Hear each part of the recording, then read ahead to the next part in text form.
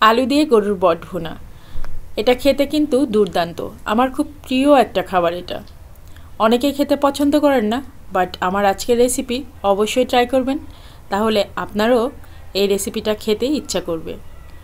রুটি কিংবা পরোটার সাথে একেবারে দুর্দান্ত লাগে। তাছাড়া গরম গরম সাদা ভাতের সাথে এই গরুর বট ভুনাটা কিন্তু অসাধারণ লাগে।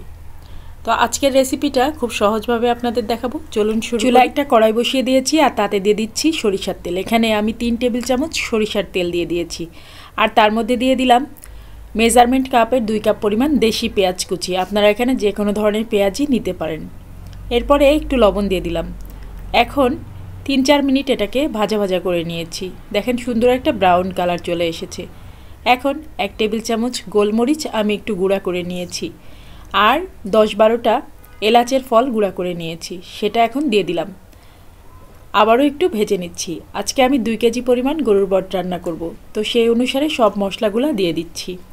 এখানে গোলমরিচটা দিলে খুব সুন্দর গোলমরিচের একটা ফ্লেভার আসে, অবশ্যই এটা স্কিপ করবেন না, খুব সুন্দর একটা টেস্ট আসে। এখন বাটা মশলাগুলো দিয়ে দিয়েছি। এখানে 1.5 টেবিল চামচ আদা বাটা আর 3 টেবিল চামচ রসুন বাটা দিয়ে দিয়েছি, আর সাথে 4-5টা কাঁচামরিচও একসাথে পেস্ট করে নিয়েছিলাম। এখন এই মশলাগুলো ভালো মতো কষিয়ে নিচ্ছি যেন মশলার কাঁচা গন্ধটা না থাকে। মশলাটা খুব সুন্দর ভাজা ভাজা হয়ে গেছে দেখেন। এখন এর মধ্যে দিয়ে দিচ্ছি 1 টেবিল চামচ জিরা, 1 টেবিল চামচ ধনিয়া আর মরিচের গুঁড়া আপনারা আপনাদের স্বাদ অনুসারে দিবেন। হলুদটাও পরিমাণ মতো। আমি এখানে হলুদ দিলাম 2 চা চামচ আর মরিচের গুঁড়া এখানে দিচ্ছি 2 চা চামচ। তো সব কিছু দেওয়ার পরে আবারও একটু পানি দিয়ে ভালো করে কষিয়ে নিতে হবে। মরিচটা আপনারা আপনাদের স্বাদ অনুসারে অবশ্যই দিবেন আর লবণটা। আগে থেকে কেটে ধুয়ে রাখা গরুর বটগুলো দিয়ে দিলাম। এখানে 2 কেজির থেকে একটু বেশি হবে বটের পরিমাণ। তো এখন সব কিছু একসাথে মশলার সাথে মিশিয়ে নিব। আর 10 মিনিট বটটাকে এমনিতেই রান্না করব, আর 10 মিনিট পরে এর মধ্যে আলু অ্যাড করব। তো বট থেকে অনেক তেল ছাড়বে, তেলটা ছাড়ার পরেই কিন্তু আমি আলুটা অ্যাড করব। যেহেতু এই গরুর বটটাই অনেক তেল ছিল, তাই তেলটা তো ছাড়বেই। এজন্য গরুর বট রান্না করতে গেলে বেশি একটা তেল দেওয়ার দরকার হয় না, কারণ এটাতে অনেক বেশি ফ্যাট থাকে। এখন আলুগুলা দিয়ে দিব। 10 মিনিট পরে আমি আলুগুলা দিয়ে দিচ্ছি। এখন আলুগুলা সহকারে আবারও রান্না করতে হবে। আলুগুলা সিদ্ধ হতে একটু সময় লাগবে, আর তার সাথে ঝোলটাও একটু কমে যাবে। তো এই তো আমি নেড়ে চেড়ে সব কিছু মিশিয়ে নিচ্ছি। এই গরুর বট ভুনাটা কিন্তু খেতে অনেক ভালো লাগে। মোটামুটি আরও 15 মিনিট রান্না করেছি।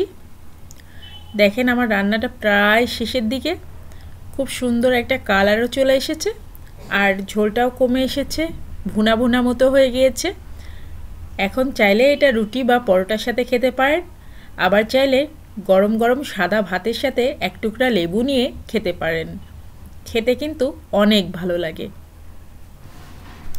যদি কেউ মনে করেন আর একটু ঝোল শুকিয়ে ফেলবেন, তাহলে শুকাতে পারেন, কিন্তু এটাতে অতিরিক্ত তেল ছিল। আমি যতই শুকাই না কেন এর উপরে এরকম তেল ভাসবেই।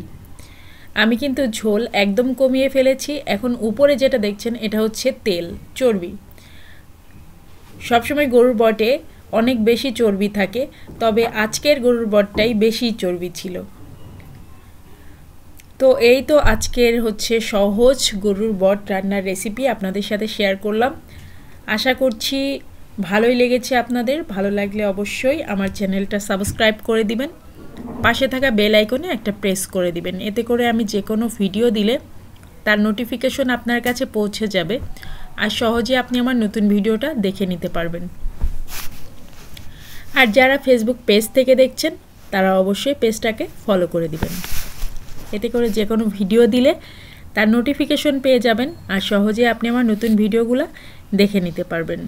আর আজকের ভিডিও কেমন লাগলো অবশ্যই কমেন্ট করে জানাবেন। আপনাদের সুন্দর সুন্দর কমেন্ট পড়লে আমার ভিডিও তৈরি করার আগ্রহটা অনেক বেশি বেড়ে যায়। আজকের মতো ভিডিও শেষ করছি। সবাই ভালো থাকবেন, সুস্থ থাকবেন, নিরাপদে থাকবেন। আমার বাচ্চাদের জন্য সবাই দোয়া করবেন। আল্লাহ হাফেজ।